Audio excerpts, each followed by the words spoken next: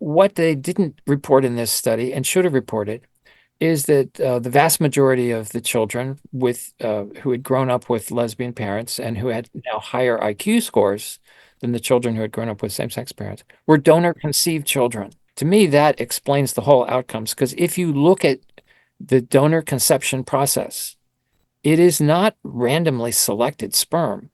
The mothers select four qualities in the sperm donors. And one of the most selected for quality is intelligence. It is not at all surprising that their children would score higher on intelligence tests. Reverend Dr. Paul Sullins, it's a real joy to talk to you, coming all the way from the USA. Would you like to say hi, first of all, to our listeners and our viewers? Good morning. It's a great honor and pleasure to be with you for all persons who are standing up and advocating for marriage today, which is probably the most important thing in our society. So I'm pleased to be doing research in this area, defending marriage. I've also done research on how children fare with same-sex parents as opposed to man-woman parents. All of these issues are related because they go to the basic premise that sex relations are not necessarily connected to reproduction. We can have sex without worrying about having children. And that premise, which is false, it corrodes and undermines not only marriage, but pretty much all relationships between men and women today. I listened to you give a talk recently, which I want to go through with you, some of it, if you like, and it'll touch on some of those issues. Not just that marriage is good per se, but it's good because some of the alternatives are bad. And you've looked and you've got a lot of evidence about that. So maybe we'll touch on some of that as sensitively and as gently as we can. Recognizing that there before the grace of God go any of us. We recognise also that, so our supporters at Coalition for Marriage, tens of thousands of supporters come from all faiths and none. Most of them will be Christian from some flavour or other, but certainly not all of them. And so a lot of the stuff you talk about is natural law, logical sense, and secular evidence to support the things you say and you're bringing forward. But your presentation that I heard recently, and I'd like to go through, was essentially that marriage can't be gay. It Yeah. has to be man and woman. Marriage is a natural institution. It would be the beginning of my answer. That every culture, society of persons on earth that we know of have something that we would recognize as marriage. And it's not exactly the same as Christian marriage, but it's marriage. So in our society, which has been dominated by Christian understanding, we understand marriage to consist of six particular norms. And those norms would be one man and one woman, a public declaration of mutual consent. So those two let the community know that they're going to engage in sex relations with one another and no one else. And then the third would be that they do engage in sex relations, conjugal sex relations. And those relations are, here's the other three norms. They're exclusive, they're permanent, and they come with joint mutual responsibility for offspring. Most societies don't have one man and one woman. They have polygamous relationships. So they have a norm, but it's slightly different.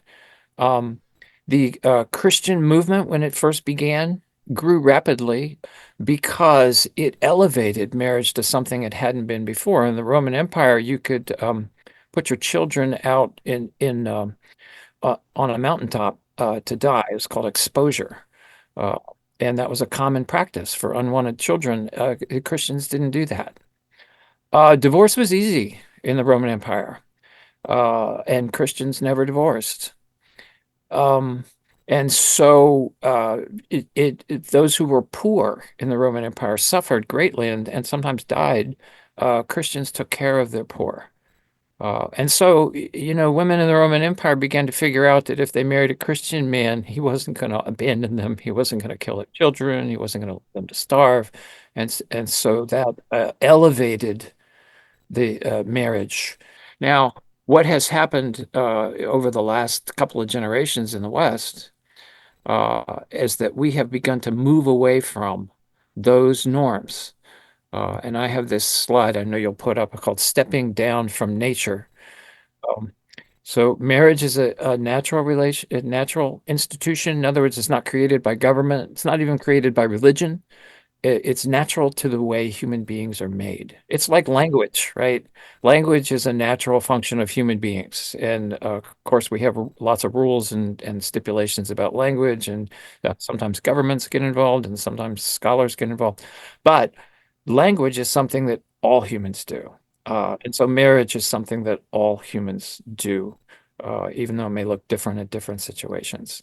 In our society, we have this strong tradition for hundreds of years of persons getting married, staying married, having children, and that shows up in our uh,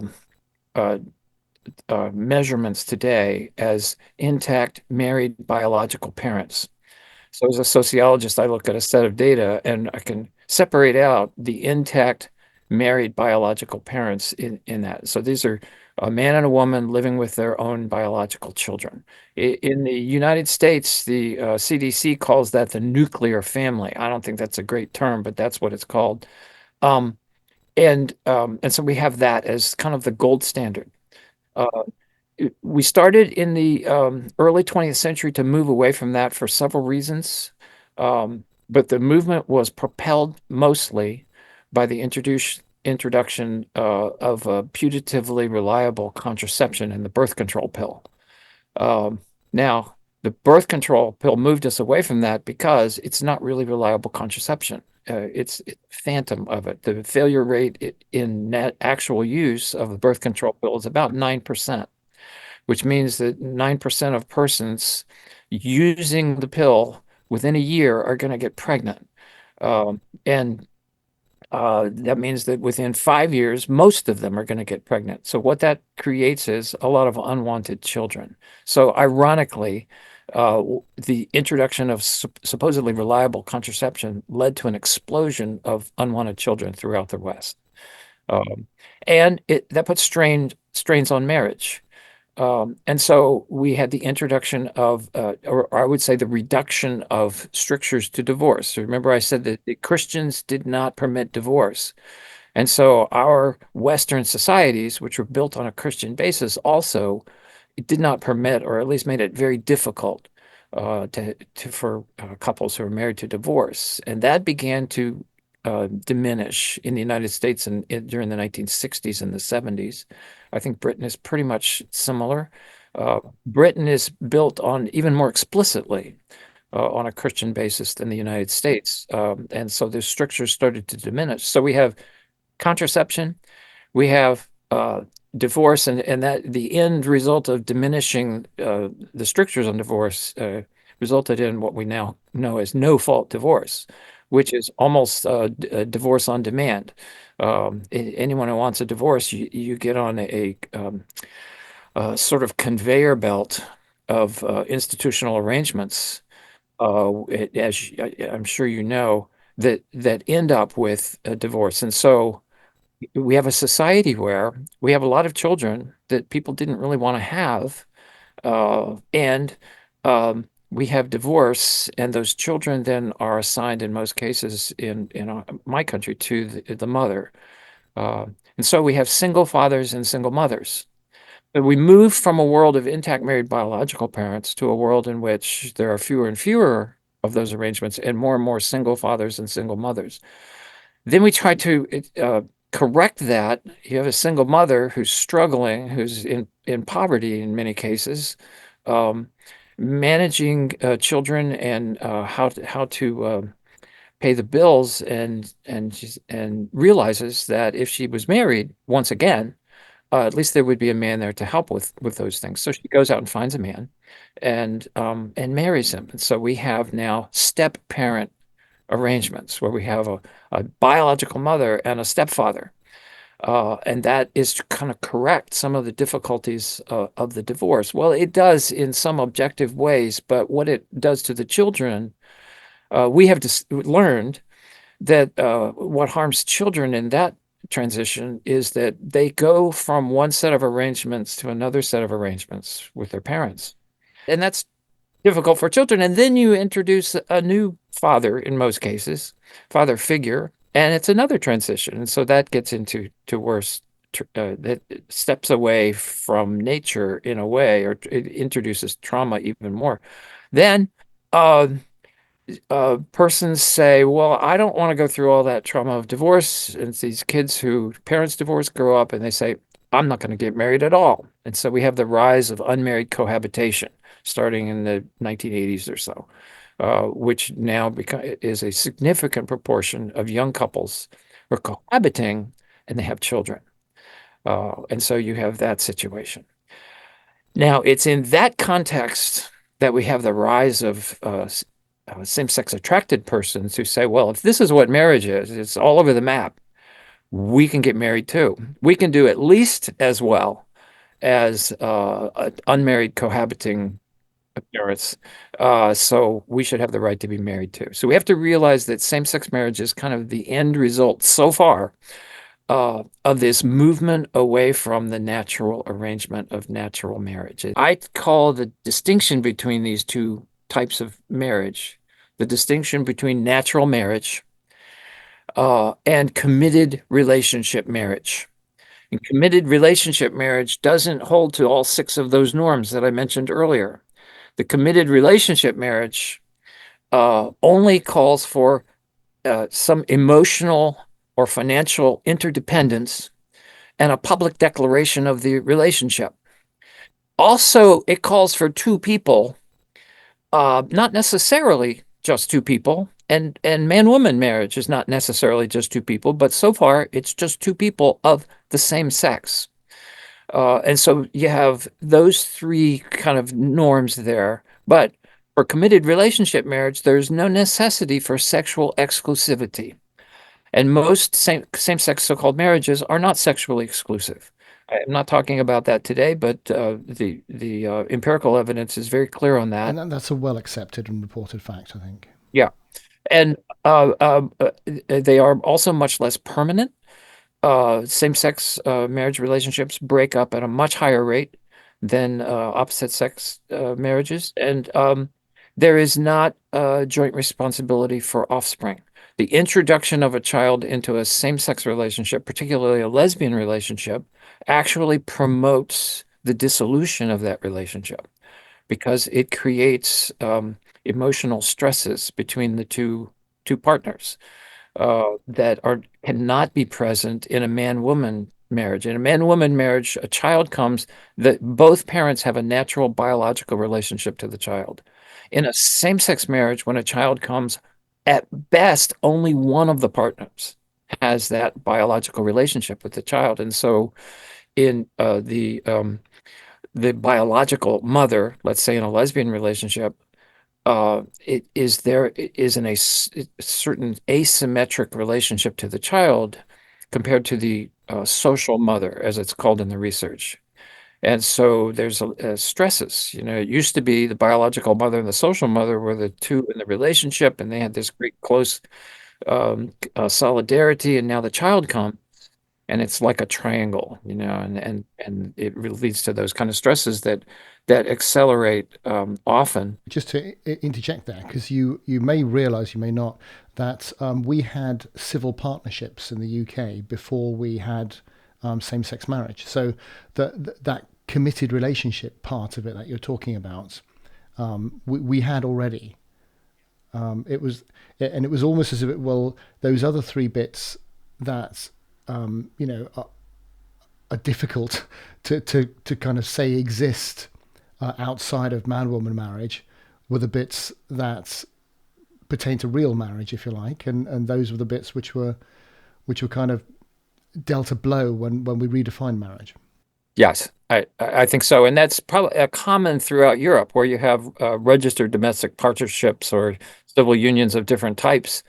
And same-sex couples generally don't want to get married unless they have to. They would prefer the RDP. The ones who do get married do it for the status, and also if they have a child, In lots of places in Europe, if you're not married, the rights to the child are different. The point that I make in this presentation is that natural marriage orients adult desires to the possibility of children. Mm. It is an arrangement that is instituted for the benefit of the child. Mm. Committed relationship marriage does the opposite. It orients the possibility of children to adult desire. Mm. So the focus and the importance of the relationship are the adults involved, and children come on kind of as an add-on to that. If we're talking about this step away from nature that I've mentioned earlier, toward a committed relationship arrangement only, if the premise of the committed relationship arrangement is right, then we would expect children not to suffer any particular deficit in well-being Mm. uh, if they have parents in that kind of relationship.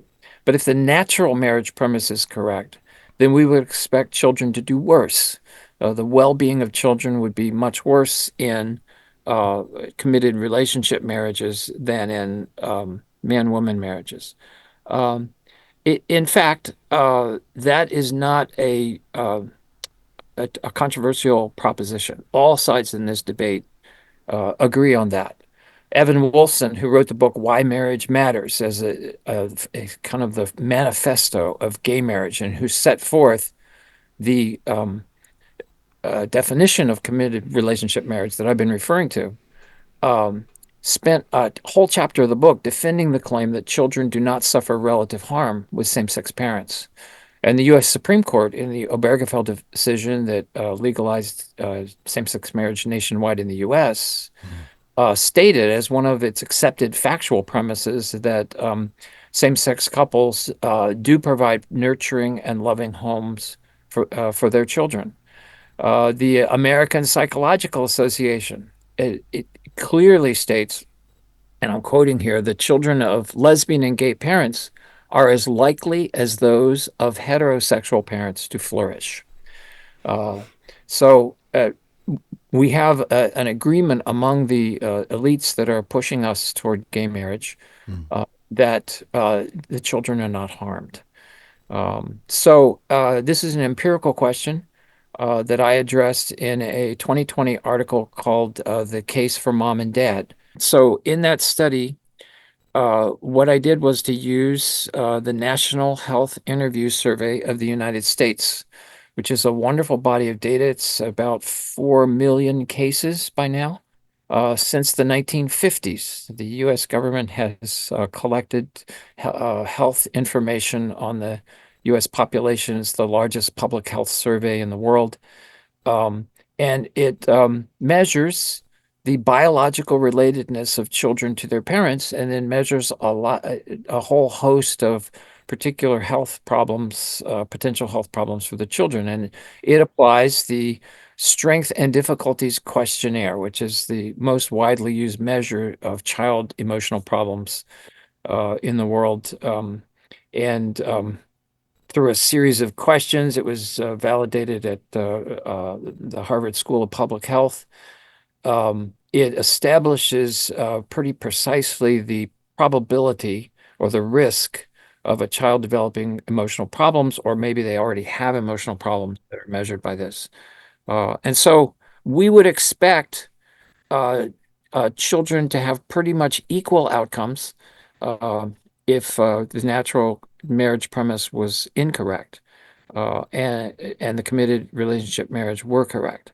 But what I found was this, that on this Strength and Difficulties questionnaire, compared to intact married parents, children with intact cohabiting parents had a 44% higher risk of emotional problems.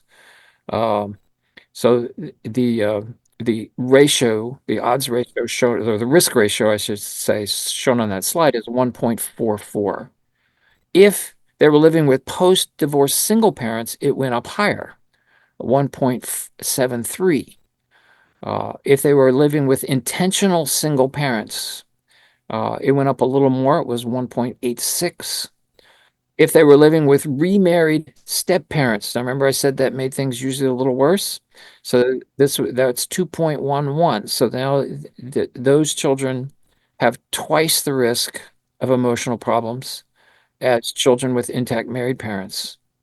If they're living with cohabiting step parents, so these are two unmarried partners, one of which is the natural mother, natural, usually it's the mother of the child, and the other is a unrelated, not biologically related father to the child. It goes up to 2.86. If they're living with same-sex cohabiting parents, it's 3.34. So with same-sex parents now, they're at three times the risk of emotional problems compared to intact married biological parents. So I said with same-sex cohabiting parents, 3.3. But we also had same-sex married parents, and it goes up even further. That's 5.4. So one of the things people don't often recognize is that children living with same-sex married parents in the United States have higher emotional difficulties than those that are living with only same-sex cohabiting parents in the United States. So marriage actually degrades child outcomes even among same-sex couples. Now, to address your question, um, it can be ignored because the psychological science behind it has been corrupted, thoroughly corrupted in the United States. The American Psychological Association explicitly rejected uh, uh, requiring a scientific basis for their policy statements back in the 1980s. And in that rejection, they also explicitly prohibited what they called heteronormative research to occur in their journals and to appear in their policy statements. So by design, they have excluded any research that would uh, compare uh, heterosexual couples to gay couples uh, on um, on outcomes such as this. So I published this study, but it could not be published in an APA journal, and it was difficult to publish it anywhere because there's a strong bias against these findings among the psychological scholars. You may know that there's been a lot of research into the ideological bias among scholars, particularly in psychology, in about the last 15 years, um, in which this would be the work of Jonathan Haidt, who would be the premier scholar, Haidt, and he says psychology has now become a tribal moral community.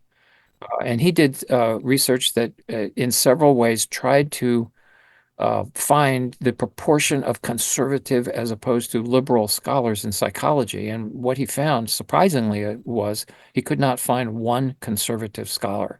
I see. There's also scholars that have done surveys of psychologists. Would you, asking questions such as, would you reject a scholarly article that's submitted that comes to conservative conclusions if there were no other problems with the article? Over 70% of the psychologists who review articles said yes, they would do that without question. Um, and Goodness me. would you not hire a conservative who is otherwise well qualified? Mm. Again, it just under 80% said, yeah, of course, we don't want those conservatives here.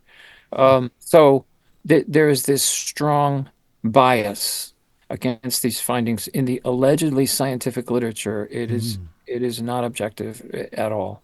So I was talking about um, the um, the array of child emotional difficulties uh, that strongly support the idea of natural marriage.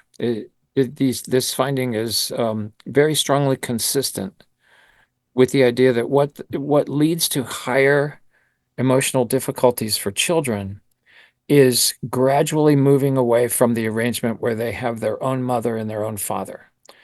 Not just two adults, but their own mother and their own father, and not necessarily man-woman couple who even have children, but who are capable of having children, is the premise of marriage. Now, this finding has been confirmed occasionally by secular, non-conservative, non-religious scholars, and I cite a couple of those in the presentation.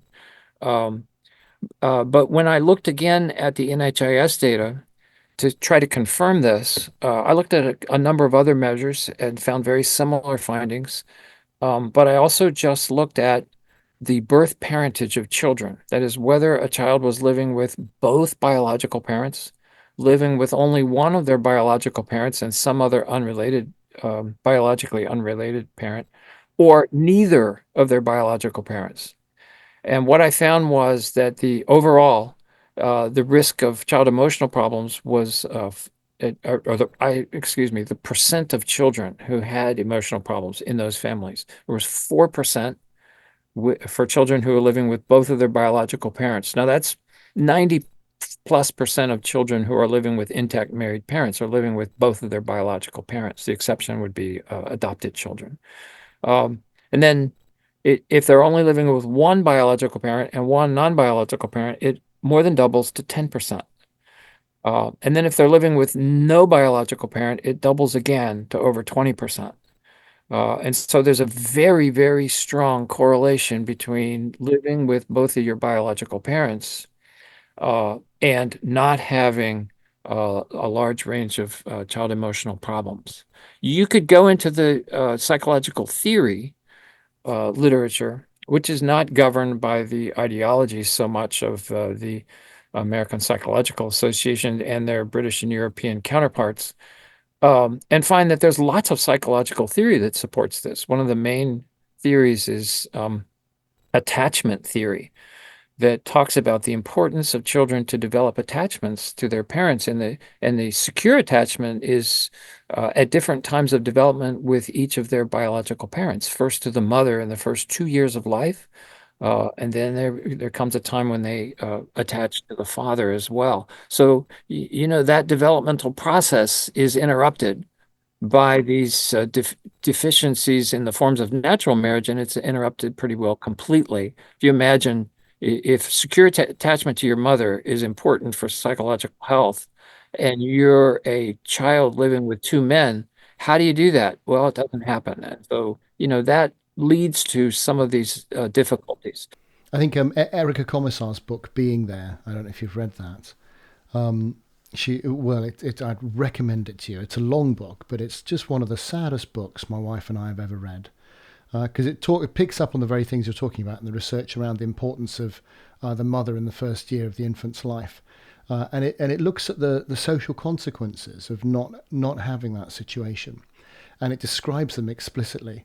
And then you look around in so many of our schools these days, and you look at the behaviour and what's going on, and you think, well, there we are. There are so many data points that support this point of view, and it's amazing how many scholars don't put two and two together and get them. They'll read a book like the one you just described, but they won't put together that somehow this has to do with Yeah.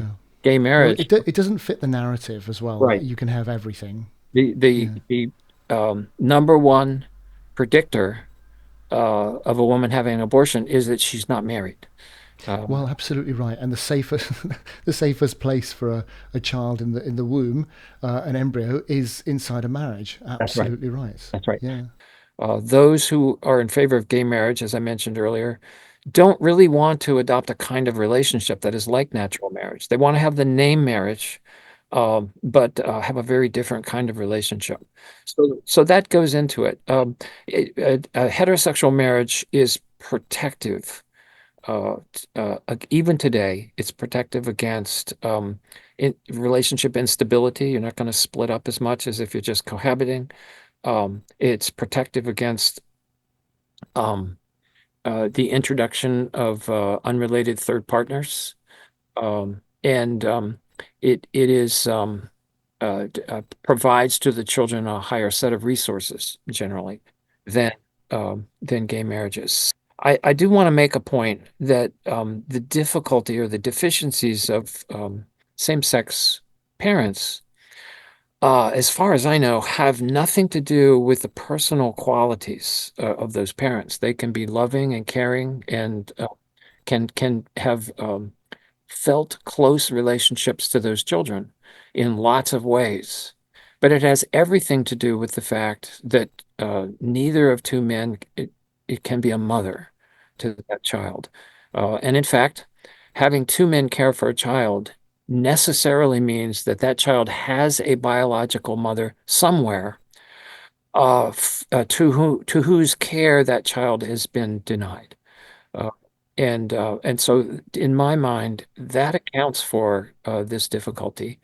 And I've published some positive outcomes for children with same-sex parents. For instance, when they get into what we call in the U.S. junior high school, and then high school, they tend to do a little better than children uh, on average with opposite sex parents. And I think there are some reasons for that. Um, but I'm happy to publish positive outcomes when I find them for such children, but I don't find them much. And those sorts of things, as well as the marriage thing, or however you acquire children, in terms of adoption, I mean, in all sorts of areas. So, I mean, adoption is a complex topic, Yeah, yeah, yeah, but and there are maybe some cases in which the same-sex couple might be the best outcome, yeah, the yeah. best among a series of not perfect outcomes. But what we know is that only a very tiny proportion of children are going to turn out to be gay. However, whatever the etiology is, it's somewhere between 1% and 4%, by the measures that we know today. So if you're going to make a decision, a rational decision about the best interest of that child, if they're very young, and unless they've exhibited some sort of gender nonconformity, you're going to prefer to put that child with heterosexual parents just for the sake of that child, not for any ideological purpose or so on. Now, people will say, well, that's discriminatory and that's not being equal, but it's not discriminatory at all. You fully accept and support the equality in society of gay couples. Fine, let's grant that for the sake of argument. You would still make the rational decision for the best interest of that child to put can you imagine being a heterosexual child growing up with two mothers or two fathers as opposed to having a man and a woman? It makes life a lot harder. In fact, they've written books about how difficult it makes it when they come to the puberty and sexual formation development and dating. You have parents that really can't give you much guidance on those topics. Which might feed into the reasoning behind some of the facts and the figures you were just reciting, if Exactly. you like, in terms of the outcomes. And it's interesting that I think again Walter Shum points out that children who are raised in same-sex families are more likely to grow up same-sex attracted, That's right. which again quite interestingly goes into one of your opening statements that Right. that environment is a significant contributor here. I mentioned earlier the higher dissolution rate uh, among gay couples. And I think that that might account for some of these differences as well. So I point out that in Canada, we had a study that came out in 2019 looking at the Canadian Survey of Labor and Income Dynamics. Very a large sample objective data, and they compared man-woman couples and same-sex couples. This is a longitudinal survey. It comes out every 2 years. So they took one set of the survey and then they compared it with the next set. So over those 2 years, um, how many of those couples were still together? 95% of the man-woman couples were still together after 2 years, but only 58% of the same-sex couples were still together after just 2 years. That's an average. And then in the Netherlands, we have the dissolution rate. Of course, they have excellent data points on the whole population in the Netherlands. Um, and this is one of those findings that Walter Shum would say is in the article, but they don't really point it out. So this was in an article pointing out that the children uh, with same-sex parents did just as well in school on a number of measures. Actually, this was on intelligence tests uh, as children with opposite-sex parents. You may know this study. I don't know. It's Denny Mazrikaj was the main author. Came out in 2020. Uh, it got a lot of splash in the press.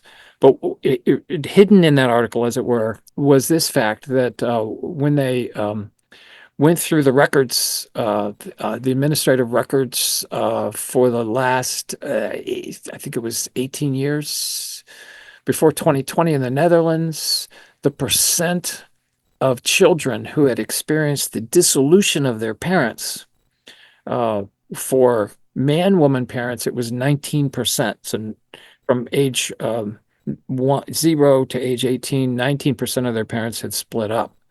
For the children with same-sex parents, it was 55% of their parents had dissolved by that time. So much higher dissolution rate, which can account for a lot of these emotional problems. Another thing that's hidden in that study, the study compared only children who had been with their parents from birth.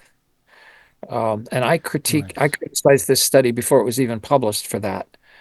So you have a large number of children who are with same-sex parents, and a small proportion of them are with those same-sex parents from birth. Mm. Now, a much smaller proportion of the children of same-sex parents are with them from birth than for children with opposite-sex parents. And Yeah. why is that? Because the two couples of the same-sex parents cannot produce a child.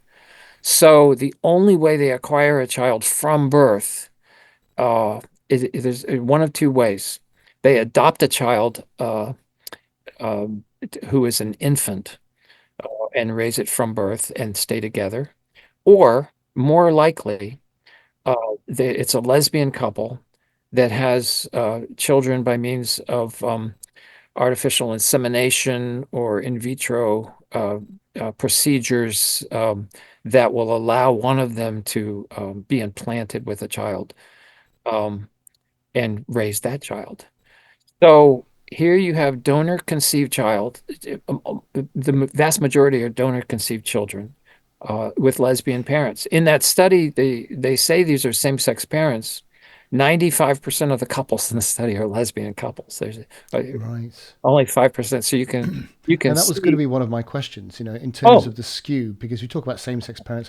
I would have thought there's going to be a difference, first of all, between two mums versus two dads. Often it's the case that when a same sex couple acquires a child, it's a very expensive process. So, by definition, you're comparing much better off families with families, a whole range of heterosexual families, some of whom may not be that well off. right.